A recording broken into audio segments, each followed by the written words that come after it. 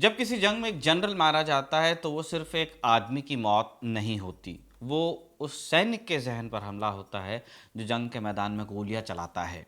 Ukraine की जंग में अब तक हमने सैकड़ों टैंक्स नष्ट होते देखे, एयरक्राफ्ट गिरे, हजारों सैनिकों को मरते देखा, शहर खंडर बनते देखे। लेकिन दिसंबर 2025 में रूस के भीतर जो हुआ उसने एक बार फिर से हमें रिमाइंड करा दिया कि ये जंग सिर्फ मैदान में नहीं लड़ी जा रही, ये कीव और मॉस्को के अंदर आम लोगों के बीच चल रही जंग भी है। आपने ये खबर सुन ही ली होगी कि कार बॉम्बिंग से एक और रूसी जनरल की हत्या कर दी गई है। सुबह 7 बजे जब वो अपनी कार से कहीं जा रहे थे तब उनकी कार में पहले से फिट बॉम्ब डेटोनेट कर दिया गया और लेफ्टिनेंट जनरल फानिल सरवरोव इनकी मौत हो गई। फानिल 56 साल के थे और उन्हें सोवियत आर्मी में लड़ने का अनुभव था।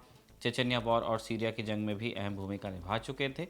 यूक्रेन जंग में लड़ने वाले सैनिकों को फनिल ट्रेनिंग दिया करते थे। यूक्रेन जंग को शुरू हुए 4 साल पूरे होने को है। क्रिसमस सीज फायर को अलग कर दिया जाए तो शायद ही इन 4 सालों में रूस और यूक्रेन की जंग सभी मोर्चों पर रुकी हो। वैसे क्रिसमस सीज फायर में भी जंग सभी मोर्चों पर नहीं ही रुकी थी, लेकिन कागज में से सीज फायर माना गया था। फरवरी 2022 से लाखों लोग दोनों तरफ से मारे जा चुके हैं। ज़्यादातर सैनिक हैं ये कह देने से युद्ध की विभीषिका कम नहीं होती, क्योंकि जंग में लड़ने वाले सैनिक आते तो आम घरों से ही हैं। और जब बात रूस यूक्रेन जंग की हो तो हमें और सतर्कता बरतनी चाहिए, क्योंकि स्वतंत्र रिपोर्ट से इस बात की तस्दीक होती है कि रूसी और यूक्रेनी दोनों सेनाओं के लिए जबरन नौजवानों को भर्ती किया जा रहा है। गांव-गांव, कस्बे-कस्बे आर्मी के बड़े अफसरान घूमते हैं। जहां भी उनको नौजवान टहलते दिख जाते हैं, आर्मी वाले पकड़कर फौज में भर्ती कर लेते हैं। यानी अब दोनों ही देशों में आर्मी का भी खौफ बढ़ रहा है। रूस ने तो भारत से भी लोगों को स्कैम कर करके अपनी सेना में भर्ती किया है। इसी खौफ के बीच सीज फायर टॉक्स चल रही हैं। लगभग रोजाना यूक्रेन के राष्ट्रपति वोलोदिमीर जेलेंस्की का बयान आता है कि बात बहुत अच्छी चल रही है, वी आर वेरी क्लोज वगैरह वगैरह। युद्ध विराम की मध्यस्थता डोनाल्ड ट्रंप कर रहे हैं, इसलिए यूएस की तरफ से भी इस तरह के बयान आते हैं कि डील इस बार पक्की हो ही जाएगी। पर जब भी बात करीब पहुंचती है, कोई ना कोई अनहोनी हो जाती है। या तो रूस यूक्रेन पर कोई बड़ा हमला कर देता है जिससे यूरोप में बैठे लीडर्स नाराज हो जाते हैं, या यूक्रेन की तरफ से रूस के किसी बड़े अफसर या जनरल की हत्या कर दी जाती है। अब तक ऐसे दर्जनों जनरल और अफसर इनकी हत्या यूक्रेन कर चुका है। कुछ की जिम्मेदारी यूक्रेन ने ली, कुछ की नहीं भी ली। 22 दिसंबर को जनरल फानील की हत्या की जिम्मेदारी भी यूक्रेन ने अब तक ली नहीं है, लेकिन रूस के नेताओं ने इसे हत्या बताया है, आतंकी हमला कहा है। ये भी कहा है कि जिन्होंने फानील को मारा है उन्हें बख्शा नहीं जाएगा, उन्हें आतंकवादी की तरह जहां दिखे गोली मार दी जाएगी।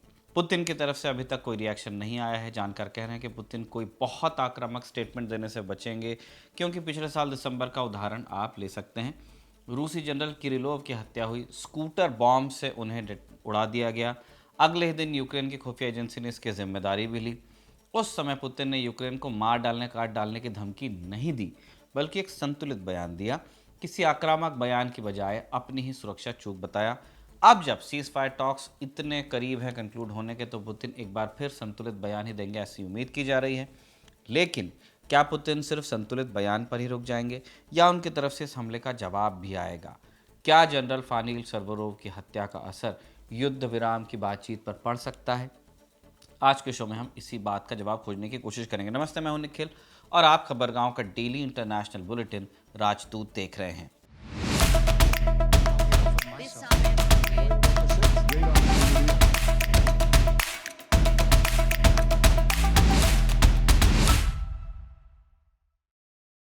लेफ्टिनेंट जनरल फानील सरवरोव की हत्या की खबर कई सवालों को जन्म देती है, जिसमें से सबसे अहम तो यही है कि यूक्रेन ने उन्हें टारगेट क्यों किया होगा। अब आप पूछेंगे कि भाई ये कैसा सवाल है, जंग चल रही, कोई भी किसी को मार सकता है, यूक्रेन नहीं तो कौन मारना चाहेगा रूसी जनरल को। लेकिन यूक्रेन ने पिछले कुछ समय में जितनी भी हाई प्रोफाइल हत्याएं रूस में करवाई हैं, आप देखेंगे तो उसमें आपको एक पैटर्न नजर आएगा। कैसा? यूक्रेन की खुफिया एजेंसी ने ऐसे ही रूसी जनरल्स को टारगेट किया है अब तक, जो सीधे तौर पर यूक्रेन की जंग में तैनात रहे हैं या प्लानिंग में थे। उन्होंने यूक्रेन के अंदर किसी बड़े हमले को अंजाम दिया हो, या जिनकी वजह से यूक्रेन का बड़ा नुकसान हो रहा हो। लेकिन जनरल फानील ने तो यूक्रेन पर किसी हमले की साजिश खुद नहीं रची थी। जनरल फानील टीवी में आने वाले कोई जनरल नहीं थे, कोई बहुत टॉकिंग हेड उनको नहीं माना जाता था। रूसी जंग का चेहरा नहीं थे वो, जो प्रेस के सामने नक्शों पर उंगलियां घुमाते हों। फिर क्यों टारगेट किया गया? क्योंकि वो एक ऐसा काम कर रहे थे जिससे रूसी सेना तैयार होती थी। वो कैमरों से दूर थे। Operational training directorate of the Russian arm forces general staff के वो हेड थे। मतलब इनका काम रूसी सेना के ऑप्स ट्रेनिंग इंफ्रा से जुड़ा हुआ था। यूक्रेन की जंग अचानक शुरू नहीं हुई है। सालों की तैयारी का नतीजा थी। बड़े सैन्य अभ्यास किए गए, रिजर्व फोर्स की तैनाती हुई, लॉजिस्टिक्स की चेन बनी, कमांड सिस्टम को मजबूत किया गया। ये सब करके ही रूस की सेना मानसिक रूप से तैयार हुई। इन सब में फानिल जैसे स्टाफ ऑफिसर्स की भी भूमिका थी। इसलिए जब ये सवाल उठता है कि क्या फानिल यूक्रेन की जंग के लिए जिम्मेदार थे, तो जवाब साफ है कि हाँ, वो उस वॉर मशीन का तो हिस्सा थे जिसने यूक्रेन में तबाही मचाई। लेकिन फानिल सीधे फ्रंटलाइन टैक्टिक्स को कंट्रोल नहीं कर रहे थे। फिर भी उन्हें टारगेट किया गया। हमला करने वाला पक्ष, जो कि रूस के मुताबिक यूक्रेन है, उसने साबित किया, मैसेज दिया कि वो रूस की राजधानी में घुस सकता है, एक जनरल की कार में बम लगा सकता है, उसे तब एग्जैक्ट टाइमिंग के साथ डेटोनेट कर सकता है जब जनरल कार में बैठा भी हो। ये एक टारगेटेड किलिंग थी। महीनों के सर्विलेंस और सही वक्त चुनने के बाद की गई थी। रूस के भीतर बैठा एक सीनियर जनरल और उसकी इस तरह हत्या, ये खुद में एक मैसेज है। मैसेज ये कि जंग रूस की सीमाओं के भीतर भी लड़ी जाएगी। इस मामले के बाद रूस की जांच एजेंसियों की नज़र सीधे यूक्रेन की खुफिया एजेंसियों पर है। यूक्रेन न जिम्मेदारी लेता है इस तरह के मामलों में, न साफ इनकार करता है, क्योंकि जंग में खामोशी भी एक हथियार है। आप न कुछ कहिए, न कुछ डिनाई कीजिए। पहली बार नहीं है जब यूक्रेन ने रूसी सैनिक नेतृत्व को निशाना बनाया हो। मिलिट्री लीडरशिप को लगातार यूक्रेन ने टारगेट किया है इस तरह। जंग के शुरुआती महीनों में आप जाइए, तभी कई रूसी जनरल यूक्रेन की ज़मीन पर मारे गए, कुछ ड्रोन अटैक्स में, कुछ आर्टिलरी स्ट्राइक में, कुछ सटीक इंटेलिजेंस के जरिए, दूसरे तरह से लॉइटरिंग म्यूनिशंस वगैरह से। जैसे मार्च 2022 का एग्जाम्पल है। जंग को शुरू हुए महीना भी नहीं बीता था तब मेजर जनरल आंद्रे सुखोवेत्स्की को एक यूक्रेनी स्नाइपर ने गोली मार दी। आंद्रे रूस की 7th एयरबोर्न डिवीजन के कमांडर थे। उस समय मारे गए सबसे बड़े रूसी जनरल थे।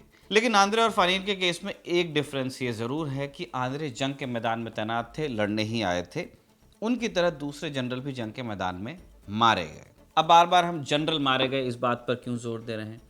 आमतौर पर जंग में सैनिक ज़्यादा मारे जाते हैं या यंग ऑफिसर्स होते हैं जो लीड करते हैं ऑपरेशंस को, लेफ्टिनेंट्स, कैप्टन्स, मेजर्स। किसी कर्नल का मारा जाना बहुत बड़ी घटना माना जाता है, क्योंकि इतने सीनियर अधिकारी को, जिसे कॉन्टैक्ट कहा जाता है विद द एनिमी, उससे दूर रहना चाहिए, क्योंकि उन्हें सीधी लड़ाई लड़नी ही नहीं है, उन्हें लड़ाई को कंडक्ट करना है। लीड करने का मतलब हमेशा ये नहीं होता कि आप सबसे सामने खड़े रहो, आपको जंग का मैदान एक चेस बोर्ड की तरह चलाना भी है। ऐसे में जिस संख्या में रूसी जनरल्स यूक्रेन की लड़ाई में मारे गए, वो एक बहुत बड़ा अचंभा था। इस बात को लेकर लगभग सारे विशेषज्ञ एकमत हैं कि इसके पीछे स्मार्टफोन्स और उनकी सटीक ट्रैकिंग थी, जो अमेरिका ने यूक्रेन को मुहैया करवाई थी। उसके बाद उन्हें टारगेट किया गया। इतने सीनियर अधिकारी की हत्या एक मैसेज होती है कि जब जनरल मारा जा सकता है, तब सैनिकों का हम क्या करेंगे? ट्रूप मोराल को हिट करने की कोशिश। रूसी जनरल्स की हत्याएं चाहे जितनी आश्चर्यजनक हों, लेकिन हुई जंग के मैदान या उसके करीब थीं। फिर यूक्रेन ने इन हमलों का पैटर्न चेंज किया। रूस के भीतर या कब्जे वाले इलाकों में संदिग्ध हत्याएं होने लगी। कहीं कार में बॉम्ब ब्लास्ट होता, कहीं अपार्टमेंट दग जाता, कहीं रहस्यमय गोलीबारी होती। कुछ नाम सामने आए, कुछ बस खबर बन के रह गए। इन मामलों में यूक्रेन ने अक्सर चुप्पी साधे रखी, लेकिन वो चुप्पी खुद बहुत कुछ कहती थी। सिर्फ जनरल्स ही नहीं, रूस के युद्ध समर्थक विचारों, मिलिट्री ब्लॉगर्स और प्रोपेगेंडा मशीन का हिस्सा बने लोगों पर भी अटैक्स हुए। मकसद साफ था कि सिर्फ हथियारों से जंग नहीं लड़ी जाएगी, नैरेटिव से भी लड़ी जाएगी, और जो नैरेटिव के लिए लड़ रहा है उसे असली हथियारों से टारगेट भी किया जाएगा। इसका भी एग्जाम्पल देते हैं जिससे तस्वीर आपको क्लियर होगी। अगस्त 2022 में मॉस्को के पास एक हाईवे पर दारिया दुगिना की कार में जोरदार धमाका हुआ और मौके पर ही उनकी मौत हो गई।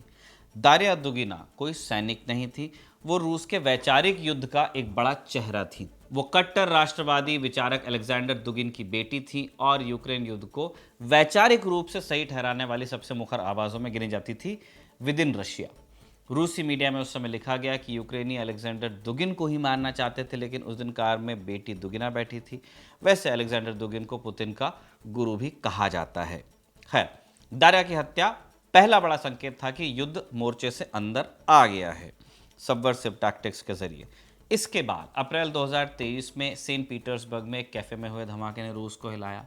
इस हमले में व्लादिमीर तातार्स्की मारे गए, जो एक बेहद लोकप्रिय pro Russian war military blogger थे। खुले मन से यूक्रेन युद्ध का समर्थन करते थे और रूसी सेना की कार्रवाइयों को जायज ठहराते थे। भीड़ से भरे कैफे में हुआ यह धमाका ये बताने के लिए काफ़ी था कि रूस के अंदर अब पब्लिक फिगर्स भी सुरक्षित नहीं रहेंगे। आपको ये बात ध्यान रखनी चाहिए कि तातार्स्की की तरह रूस में कई ब्लॉगर्स मौजूद हैं जो रूसी राजनीति में बड़ा प्रभाव रखते हैं, मिलिट्री लीडरशिप के करीब हैं। ऐसे ब्लॉगर्स के टेलीग्राम पर लाखों फॉलोअर्स हैं और ये लोग सेना के करीब होते हैं, तो वहाँ से कई जानकारियाँ ये लीक भी करते हैं। रूस के प्रोपागेंडा वॉर में उनकी बड़ी अहमियत होती है। जितने वीडियो आते हैं ज़्यादातर इनके ज़रिए आते हैं टेलीग्राम पे। खैर आगे बढ़ते हैं। दिसंबर 2023 में मॉस्को में ही इलिया क्यावा की गोली मारकर हत्या की गई। क्यावा पहले यूक्रेन की राजनीति में थे, लेकिन बाद में रूस आ गए और मॉस्को से बैठकर यूक्रेन की सरकार और जेलेंस्की के खिलाफ जहर उगलते थे। इसके बाद कहानी और ज़्यादा गंभीर मोड़ लेती है। दिसंबर 2024 में मॉस्को में लेफ्टिनेंट जनरल इगोर किरिलोव को उनके घर के बाहर स्कूटर बॉम्ब से उड़ाया गया। किरिलोव रूसी सेना के chemical and biological protection force के मुखिया थे और यूक्रेन जंग में रासायनिक हथियारों से जुड़े इल्जामों के चलते अंतर्राष्ट्रीय स्तर पर चर्चा में थे। ये पहली बार था जब रूस के अंदर एक सक्रिय लेफ्टिनेंट जनरल को इस तरह खुलेआम मारा गया था। इसके कुछ महीनों बाद अप्रैल 2025 में मॉस्को में ही लेफ्टिनेंट जनरल यारोस्लाव मोस्कालिन की कार में बॉम्ब ब्लास्ट हुआ। मोस्कालिन रूसी जनरल स्टाफ के सीनियर ऑपरेशनल अधिकारी थे। अब इस तरह की हत्याएं लगातार हो रही थी, बार बार हो रही थी। इन सब के बीच यूक्रेन की रूस से युद्ध विराम पर बात भी चल रही थी। ये सब होते होते दिसंबर 2025 आ गया और इस लिस्ट में एक और नाम जुड़ गया, लेफ्टिनेंट जनरल फानिल सवारोव का। द गार्डियन की रिपोर्ट के मुताबिक जब हमला हुआ तो उस समय कार में एक ड्राइवर भी मौजूद था। ड्राइवर की भी बम धमाके में मौत हो गई है। ब्लास्ट के बाद जनरल फानिल को अस्पताल ले जाया गया, लेकिन उन्हें बचाया नहीं जा सका। अब सवाल ये कि जनरल फानिल की हत्या का असर पीस टॉक्स पर पड़ेगा क्या, और पड़ेगा तो कितना। पहली बात, रूस का रुख और सख्त हो सकता है। जब बातचीत चल रही है उसी वक्त एक सीनियर ऑफिसर को मार दिया जाए तो समझौते की ज़मीन फिसलन भरी हो जाती है। रूस इसे सिर्फ सैनिक नुकसान नहीं मानेगा, बल्कि अपने स्टेट सिस्टम पर सीधा हमला मानेगा। दूसरी तरफ भरोसे का सवाल खड़ा होगा। शांति वार्ता भरोसे पे टिकी होती है, लेकिन जब एक पक्ष दूसरे पक्ष की लीडरशिप को हिट कर रहा है तो फिर बात बिगड़ेगी। रूस के भीतर ये सवाल और तेज होगा कि अगर शांति की बात हो रही है और हत्याएं भी हो रही हैं तो क्या जंग रोकनी चाहिए। लेकिन यूक्रेन के नजरिए से देखेंगे तो तस्वीर आपको बिल्कुल अलग नजर आएगी। यूक्रेन ये संदेश देने की कोशिश कर रहा है कि चाहे रूस ने टेरिटरी कब्जा ली हो, चाहे रूस 20 लग रहा हो लड़ाई में, लेकिन यूक्रेन दबाव में नहीं है। वो अब भी रूस के सबसे सुरक्षित माने जाने वाले सर्कल तक पहुंच सकता है, सीनियर लीडरशिप को चुन के हिट कर सकता है। ये पीस टॉक्स में यूक्रेन की बार्गेनिंग पोजीशन को मजबूत करता है, बताता है कि यूक्रेन सिर्फ बचाव नहीं कर रहा है, वो अपनी शर्तों पर लड़ भी सकता है। अब हमने आपको रूस और यूक्रेन का पर्सपेक्टिव बता दिया, हम अपना भी बताते हैं। ऐसी हत्याएं अक्सर जंग को छोटा नहीं करती, लंबा कर देती हैं, क्योंकि हर मौत बदले की मांग को बढ़ाती है। हमारा मानना है कि जनरल फानिल की हत्या पीस टॉक्स पर कोई बहुत बड़ा प्रभाव नहीं डालेगी, क्योंकि जिस शिद्दत से यूक्रेन को जंग रोकनी है उससे कुछ कम शिद्दत से ही, लेकिन जंग तो रूस भी रोकना चाहता है। भले ही वो जाहिरी तौर पर ये कहता नहीं है, लेकिन प्रतिबंधों की वजह से उसकी अर्थव्यवस्था की कमर टूट चुकी है। चीन और भारत दो बड़े मार्केट थे जो तेल खरीदते थे। अब भारत ने तेल लेना बंद कर दिया है, इसलिए रूस खुलकर कह रहा है कि दोस्ती हमारी शर्तों पर हो तो बेहतर है। जब वो पुतिन यहाँ पे आए थे तब की बात है। प्रेशर में रूस भी है। देखना होगा कि फानिल की हत्या का कितना असर पीस टॉक्स पर पड़ता है। आप इस विषय पर क्या सोचते हैं, हमें कमेंट बॉक्स में ज़रूर बताइएगा। इसी के साथ हम राजदूत की इस किस्त को कंक्लूड करते हैं। इसे साजिद ने लिखा था और आनंद ने रिकॉर्ड किया था। आप देखते रहिए खबरगांव।